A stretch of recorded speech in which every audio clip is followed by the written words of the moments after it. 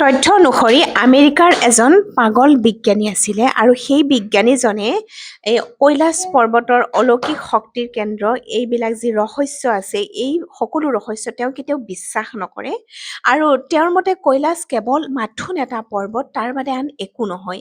সেই ভাবি তেওঁ ভাবিলে যে মই বিশ্বক মই নিজেই পতিয়ন যোৱাম আৰু মই দেখুৱাম যে কৈলাশ কেৱল এটা পৰ্বতহে তাৰ বাদে একো নহয়।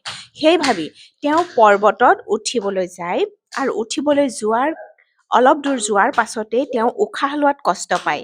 তাৰ পিছতে দিশৰ পৰিৱৰ্তন হয় আৰু খুব বতাহ বলে। তাৰপিছত তেওঁ ভাবিলে মই নোৱাৰিম, গতিকে ইয়াৰ পৰা ওলাই যোৱাটোৱে ভাল হ'ব।